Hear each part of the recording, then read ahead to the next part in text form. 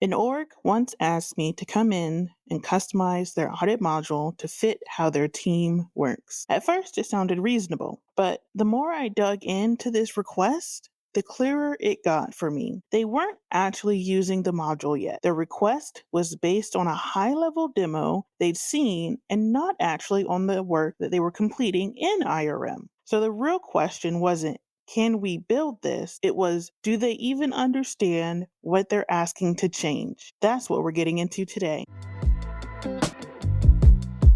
What's good, Army's crew? I'm Jada, and this is Let's Talk IRM. Welcome back, everyone. My co-host Elay is here to push on the topic from the consulting side, and keeping us honest is our facilitator, Mish. Thank you, ladies, for being here. All right, Mish, take it away. Right, ladies, here's a question I want both of you to sit with. Is every customization request actually solving a problem within the IRM application? Or is it a knowledge gap wearing a customization costume? Jada, I want to start with you. What was the moment you knew your change request for the audit module wasn't a build problem? So, good question, Mish. So, the group I was working with was one of the many groups that were working in the IRM application at the time, which is normal. You'll have different groups with different regulatory requirements all doing their thing in IRM. The initial request kind of arrived as, let's add XYZ fields to our test templates within the audit module to account for how we do our process today. Now, when this was first presented to me, I wanted to know the reasoning that was behind this request. So in my usual response to a request, right, I essentially asked why and pretty much what was their current process today that wasn't mapping correctly to IRM. And during that call, I realized that their request stemmed from a high-level demo that they had already seen and it had nothing to do with any work that they were currently doing in IRM at all. So instead of actually having a gap that they identified and wanted to remediate, they were actually going off of perception base. They hadn't actually utilized the audit module for anything. From my perspective, it seemed like they didn't truly understand how the audit module functioned, the different features within it, and how the policy and compliance module or the risk module both feed into the audit module. So it was my understanding that we need to do some knowledge training, understand how the different modules flow into the audit module, and then kind of understand what is your today process and does that work in an integrated risk management strategy? So what did that request tell you about what the client didn't understand yet? So if I think about it clearly, I really think they didn't understand what a test template is used for. So I received kind of some feedback that, oh, this is not what we, send to our users when we're requesting more information. And from there, I knew, okay, well, that's what an evidence request is for. Test template isn't something that we send to our users. It's more of modeling how we want to conduct a test on a control. Like what is the XYZ steps needed and what is the expectation for passing a control test, right? When you're looking at design, test of design and test of effectiveness. So, that one detail that they provided, I knew, okay, let's look at this at a different perspective because I don't think you realize that test templates are never going to send any detail to your users. It's the evidence request that you're going to need if you're requesting a specific evidence. So the basic component of a test template wasn't clearly understood. So then, Elaine, what are the signals that tell you this is really a knowledge gap request rather than a build request? Most of the time, the signal always shows when, depending on what the requirements the business is asking, right?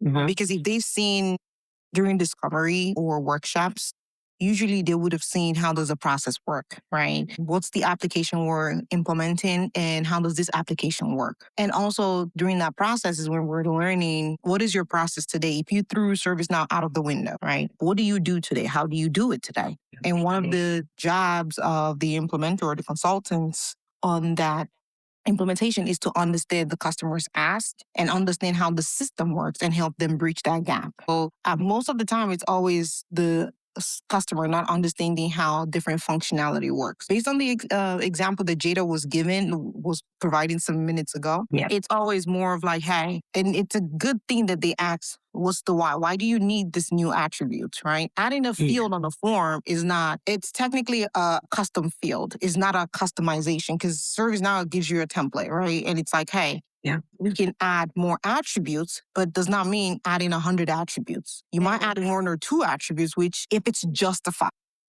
case to it, where it's like, hey, we need to be able to break down to another level of implementation requirement, right? During the control test. It just depends on the ask. If the business doesn't know how the functionality works, they will ask for heaven on earth without even thinking, are there other ways?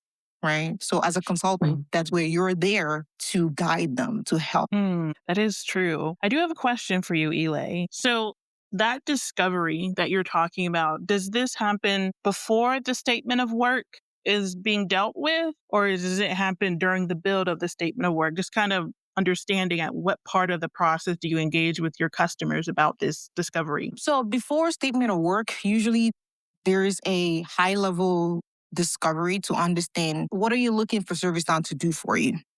Not even what's the process or what's your process. So that's where, and usually that's where like the sales or the architects come into the picture and try to understand the customer and then show them the art of the possible. Now, them showing the art of the possible does not mean that's what you're going to get during the build, because there's no way before the sale, the sales and architects can understand, or solution consultants can understand all your process. It's not possible. So that's why then they draft this out. But there's always a, we call it pre-scoping or pre-discovery, whichever one you want to call it, right? But it's usually like a scoping to understand what are you looking for in general. Can I ask you a question on that one then? Yes, please. Is there a phrase clients use that immediately makes you pause? There's a lot of phrases that they use, okay? It just depends on what kind of phrase. Like sometimes I had a customer recently who was like, I want the system to tell the employee the true or false, like not true or false, like a correct or wrong answer. And then we wanted to record every single retries that they do. We want them to store every score of every retry. And I'm like, hold on. It's not an LMS system. Yeah. That's not what ServiceNow does. That's a giveaway. Right. Yeah. So for me, that's like, no. Let's come back to reality. There's a reason why LMS systems exist. Now, can you integrate ServiceNow with it? Oh, 100%, right? We can push the answers somewhere else. But ServiceNow, it's not like you're not building a staging environment, right? Because you need a staging in between those multiple retries for me to be able to know how many times you tried taking the questionnaire, right? So that for me, that was a dead giveaway that, okay, you don't understand how ServiceNow works. Yeah. I can concur on that. Like, from my perspective, what I've also noticed is that a user can't really articulate what they want. It's really vague. And so, versus a user that's, kind of like, yeah, when I'm going through my attestation phase and I do this, like, they can kind of pinpoint where their issue is. But if they completely are vague about it and cannot pinpoint where they're going, I kind of realize, yeah, you probably haven't used the tool yet, have you? So, for me, that's what I've noticed. So, Eli, tell me about a customization you ended up building, even though you would have preferred not to. I would say this was like in the past, though, when we had, we were not in Yokohama or Australia back then, or when in Zurich. We were like in, the Calgary days, the Eureka days. So this was like back in the day, okay? It's true. Many moons ago. Many months ago. Because now, there's a lot of features where it's like, even if the customer want to customize, it's likely on the roadmap somewhere with ServiceNow. Now, you might not get it today.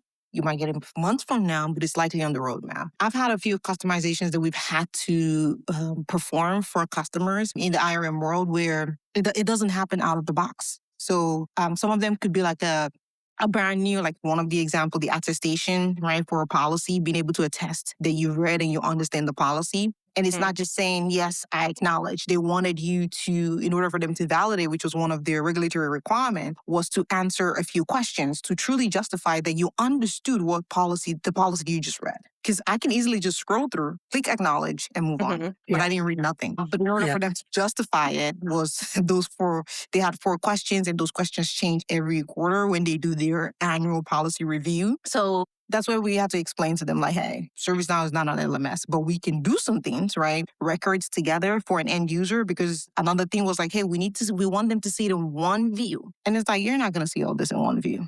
But guess what? We can do it, but it was going to be a customization because ServiceNow doesn't have it out of the box. They still don't have it out of the box. And that's one of those customizations where, yes, it's justifiable as long as there is no technical debt to the customer, meaning we didn't update any out of the box feature, meaning the baseline functionality. You didn't touch it. We used it, but we never overrode it. I have a curious question, right? So, out of the customizations that you've done, have there been any that kind of still haunt you today? Like, for example, the risk intake form that you and I worked on together. I know for that project, I know you know what I'm talking about. Yeah.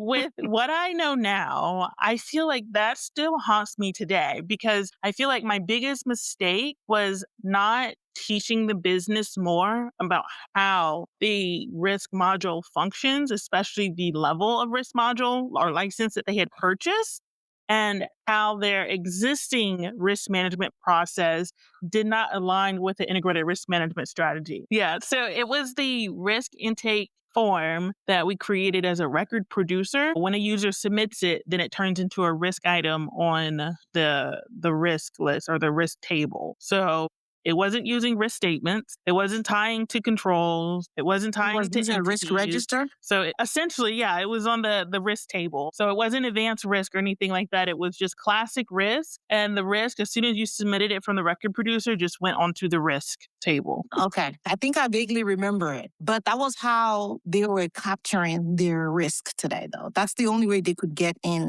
their risk into their risk register. And then they still need to redo a risk assessment on it. Right. Well, I guess I got my answer from you because Okay. you vaguely remember.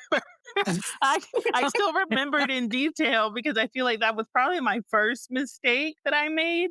And so I don't know, it just kind of sits with me, but that was all. It was just a curious question. Oh, Jada, do you feel as a practitioner today that you have more freedom to decide what to customize versus when you first started out as an IRM practitioner? Yes, I would say so. So I understand that Elay comes in from the consulting perspective. And so my perspective is a little different because when I start my interviews or my meetings with the org leaders that I'm interested in, I kind of bring my own set of questions of kind of understanding that org's culture, that org's way of thinking, or their approach to implementing IRM, if they have done so or not. For me, it starts at the beginning before agreeing to anything with an org is understanding what their culture is. Because if they don't fit, if they're rigid and they feel like they're set in their ways and they're not willing to transform any of their processes into the IRM application, then that's a hard stop for me. I'm not willing to spend my time with an org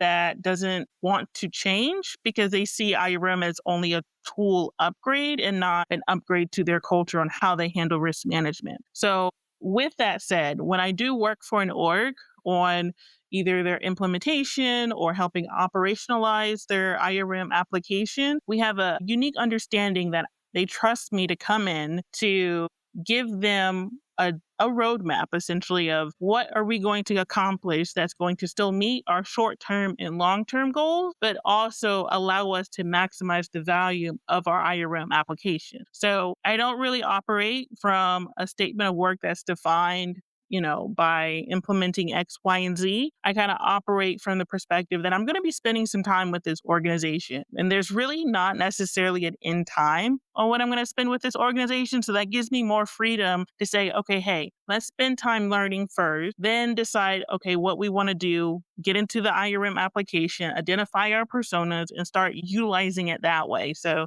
I would say I have more freedom as a practitioner, but completely understand that not everyone operates like that, especially if you're just coming in for a project to implement. Then you have, of course, the statement of works that you have to abide by. But that's just from my perspective. Are we being unfair to clients? When is the client actually right and the platform genuinely wrong? That's really hard. And I will admit that I have a bias. And my biasm is that the platform is not always wrong. In my experience, and I want to make it clear, this is my experience and my opinion, that any org that is pushing for a customization, it has not been because the platform lacked in something. It's because of a lack of understanding. So an example would be the evidence change request for the audit module. They thought they needed to add more fields to their test template in order to make it clear to their end users what evidence they were trying to request or test upon. That's not a gap in the platform. That's a lack of understanding of what a test template is truly for versus what an evidence request is truly for. So in other conversations that I've had,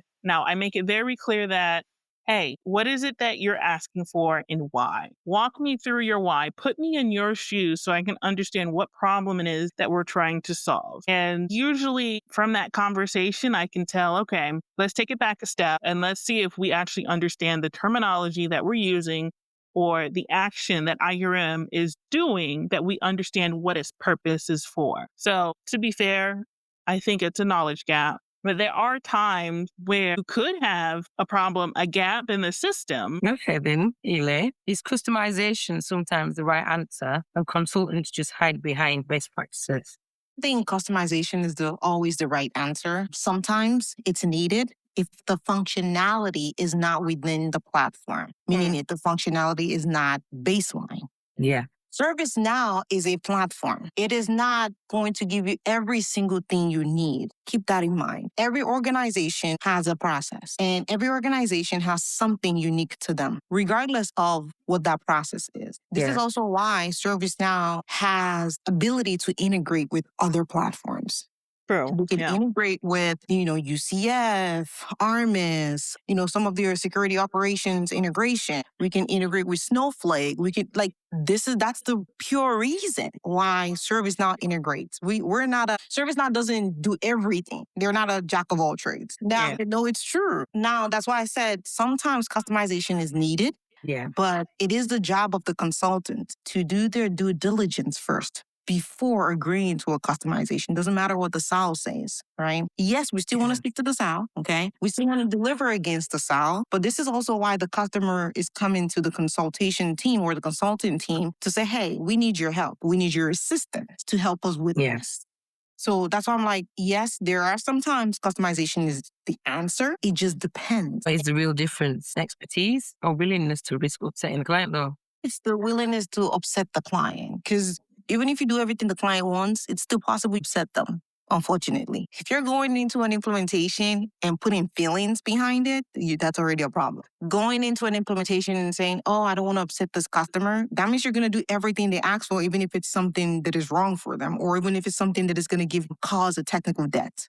Now, there are some times when you have to agree to them where it's like, if it's adding a field, just one field, two field that it's just maybe for reporting purposes, the ServiceNow doesn't have out of the box, go ahead and add it. There's a reason why maybe they need it for reporting and they can justify the reason, fine. Now, if they're saying add 100 fields, now you need to step back and be like, okay, why do we need to add all these fields? When I'm considering customizations, right, my biggest concern is level of effort when it comes to upgradability, and will the company be able to manage the upgrade on their own without having to reach out to the consulting agency that created the customization for help. So in those situations, if there's a customization, I always pressure test, well, what could happen? What could go wrong during upgrade that could block the business? If there's minimum impact, then I'm okay. But if it's a change that's really going to take a certain level of expertise, such as a developer specifically to fix the issue, and the company does not have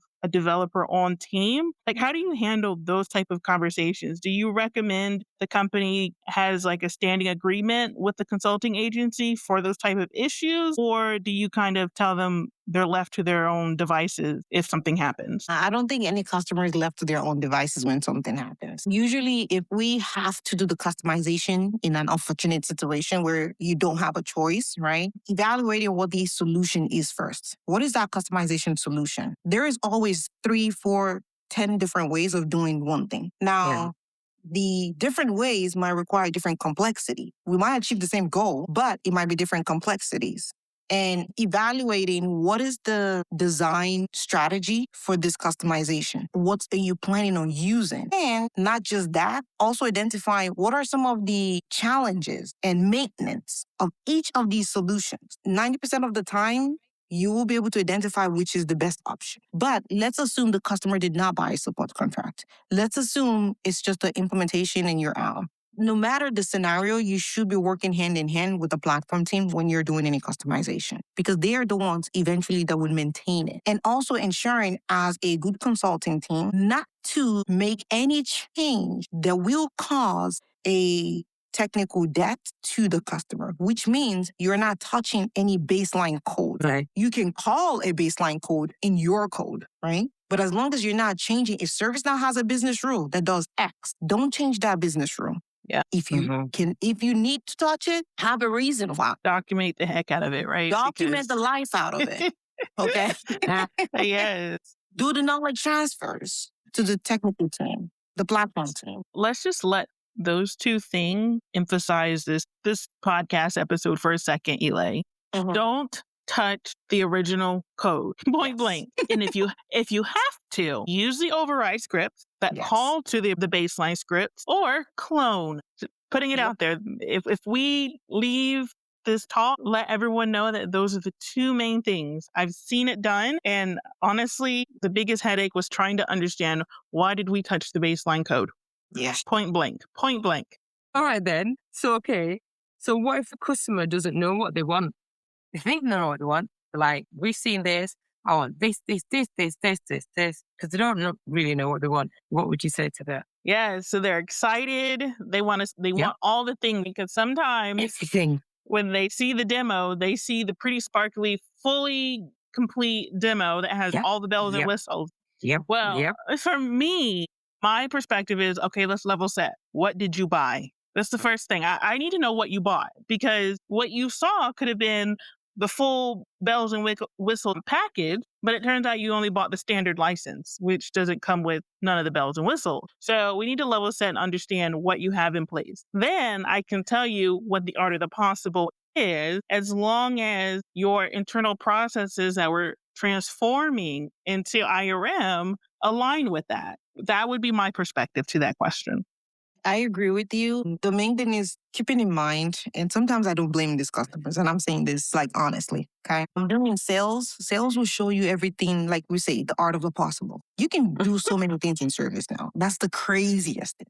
And I've seen crazy demos. It looks good. It looks fancy, right? But I want that. When you see flashy things, that's what you want. Yeah. And one of the things that customers don't understand is the amount of work that goes into it. Okay. A lot of work. A lot of work. They don't understand that because you see it does not mean you need it. Because you see it does not mean your team has the capacity to be able to handle this. Yeah. Because you see it does not mean you can afford it. Yeah. Okay. No, it's the truth. Because the whole purpose of sales is to be able to show you the potential of everything you can do on the platform, which is possible, including the custom stuff. Sometimes I watch some sales, I'm sitting in a sales call, and I'm 1,000% sure that was a custom work. There's nothing wrong with that. Right. But the customer doesn't understand that. And that goes back to what Jada was saying, was what's in the South? What did you purchase? Okay? Because the implementation team is coming in based on what you purchased, not based on what you saw from sales. And that part right there is unfortunately where some disconnects can happen too. Your sales team, they sold you everything that you thought was possible. Then the procurement team went and purchased what was actually reality. And then the implementation team comes in and they're like, you didn't purchase that. And now you have leadership that's angry and they're like, what? And they think the implementation team is at fault. And actually, it's your procurement team who were like, nope, we don't have the funds for that. So it's very important to understand what you're purchasing and make sure that whoever is showing you that demo is showing you exactly what you plan to pay for. Because when it doesn't line up, it gets ugly. And I've seen it. It's not pretty. Yes. Yeah. And that's why most times, even when we do our own sales, we try to make sure that the customer understands what reality is going to look like when you're implementing, right? Because you never want to put the implementation team in a bad spot. I was just going to say, What's one of your phrases? Nice to have, not a must have. Mm-hmm. What and that's also one of the reasons why sometimes, let's say the customer already purchased it based on what they saw, right? Even when you're implementing, you have to remember you have to implement in phases. There are some foundational things that you have to implement in IRM before you can even start running, unfortunately, right? You Mm-hmm. need the data, you need the roles, the groups, who are the users, what's the plan for the users, what are the notifications. You're not going to use out of box notification, unfortunately. It has nothing in it. Like there are some baseline things that you will do regardless of any of those fancy things that you've seen. And helping the customer to understand, like, hey, let's walk before we start running is very important. So most of the time, even when we're implementing, we're like, okay, let's have a roadmap. Let's have a phased approach to what we're doing. Yes, it's not a must have. The nice to have is what are the key things that you need for your business to run, Yeah. especially for people who are just growing. To me, that shows the importance of staying as realistic as possible when it comes to building your foundation. Because, like, for example, the advanced risk module, Elay, I've seen an organization where their procurement team purchased advanced risk because it had all the things, but the maturity level of their risk program was still in spreadsheets, not even considering risk at an entity level. Now, advanced risk is very powerful, but if your maturity is not even at that level, there's nothing wrong with starting out with classic risk so that you can Yes. start your process, build your foundations up, and then improve your processes so that when you do get to advanced risk, it's not like trying to go up a huge hill of, I need to understand how to track risk quantitatively and also learn how to use advanced risk. So it Yes. definitely is important to stay realistic when it comes to your Mhm. implementation. And like you said, Elay, stick to your foundation, stick to the things that you must have so that you can get your processes going in IRS. So, say you've done customization. You did the customization request. It wasn't a full one because you said you don't, your phrase, your must haves. It's not a must have. So, it sounded reasonable at the time, but then became a disaster. How would you feel about that? Oh, I would feel devastated. I'm having to experience it. I'm knock on wood. I hope I don't, but I'll be devastated. That kind of actually tracks back to that risk intake form that I was talking about. That I feel like if I could do it all over again, because I learned that, oh, they actually don't understand how to use classic risk, I would want to go back and teach them first before considering any kind of changes, because we need to understand how classic risk work before Yeah. saying, hey, we need to make XYZ changes to it. Yeah, but data, in talking about that, I don't think the issue was they didn't understand how classic risk works. Okay. I think it was more of how they wanted the process to be. Yeah. Not what out of the box ServiceNow baseline practice. With classic risk, regardless of which risk you're doing, you will be logging in that risk register wherever you come from. If your risk was created from issue management, it goes into that risk register. Yes. Right? It If it does. was Yeah. coming from security, it comes into that risk register. It doesn't matter where it's coming from, right? You will end up in the risk register. Now, how they gathered it in their, or how they wanted, in quotes, to gather it was to have an intake, because they didn't want someone to come and create it, click the new button in the risk register.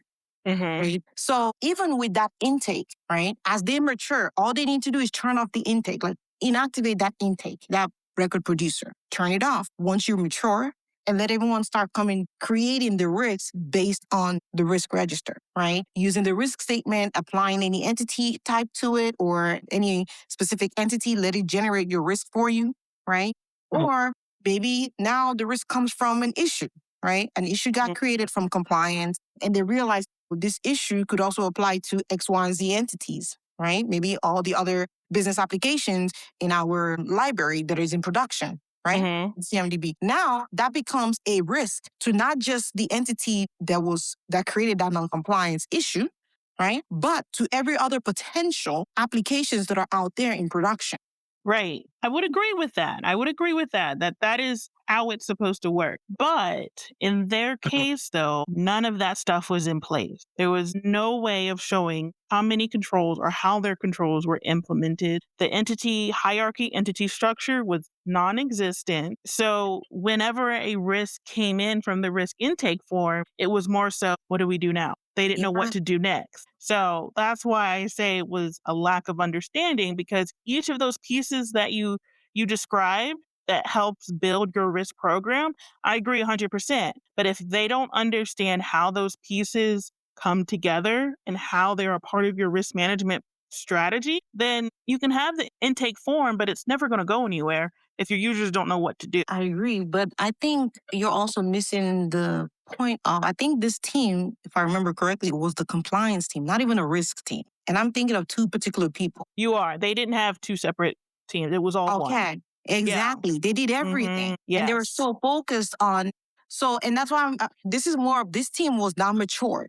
Okay. Right. They are, and I feel like for maturity to, and I think you might agree to this, for maturity to come to start, it needs to be some trickle down from leadership as well. Mm-hmm.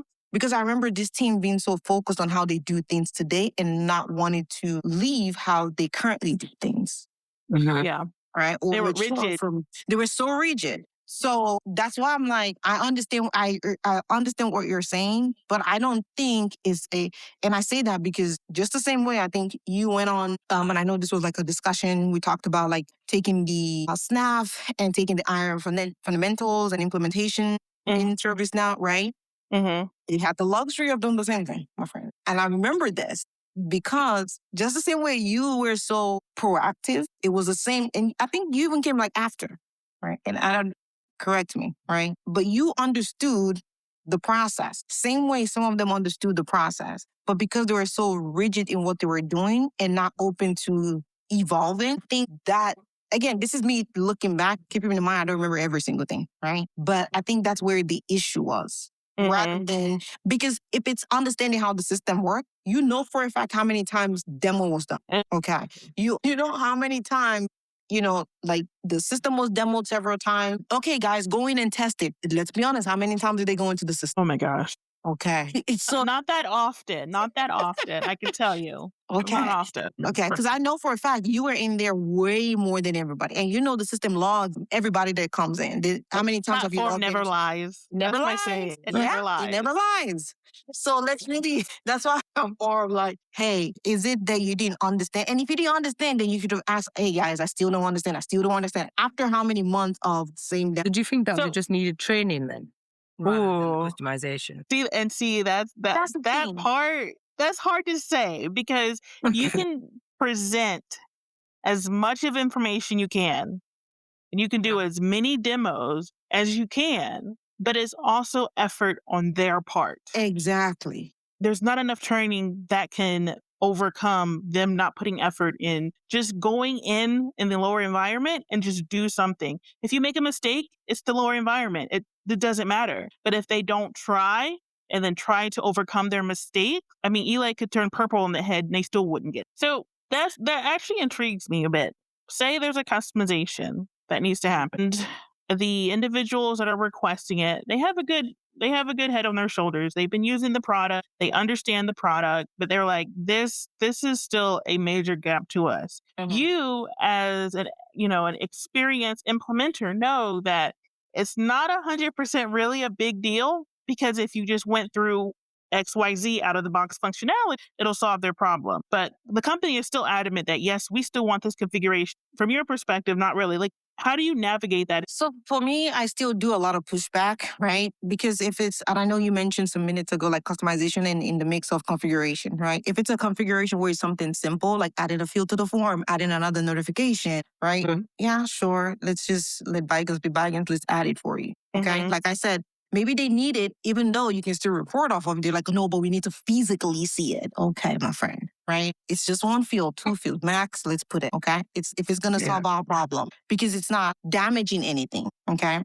But if it's a customization where it's like, okay, you truly don't need it, like that example where I was saying, where earlier I was saying a customer was asking to bring all the questions out of the questionnaire into the form. I'm sorry, I would not be doing that. They say Why no do with the we need to solution. customize bringing all that out of there into the form? In that case, I'm not, again, I keep saying I'm not, meaning the implementation team is not doing that, okay? We will not be doing that because you don't need it. And to me, that's like, what is the org impact? If a customization is only going to help a small group versus the better good of the whole org, then it may not be something that you need. And so I really try to focus on how are we positively impacting the whole org that's in the application versus appeasing to the needs of a small group. Like that I think weighs the odds too of, is this worth doing or is this worth putting off until later? Yeah. And most of the time, once you put it off to later, you realize you really don't need it.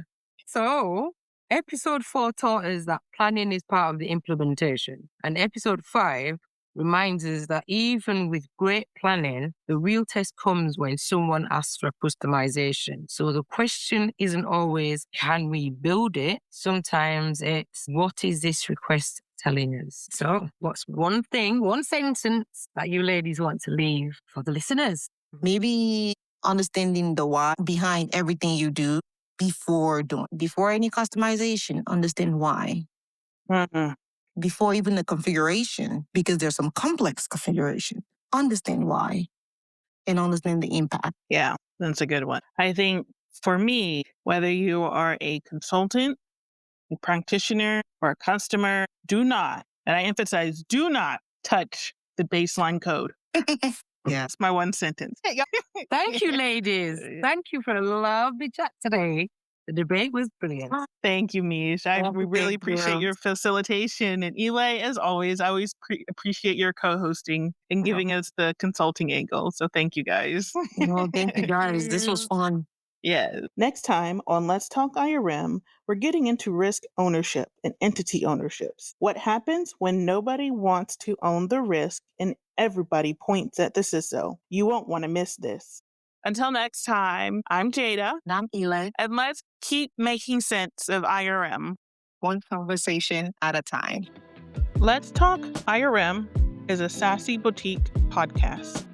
If you're looking to go deeper on how to implement IRM as a strategy and as a ServiceNow application, we're building something for you.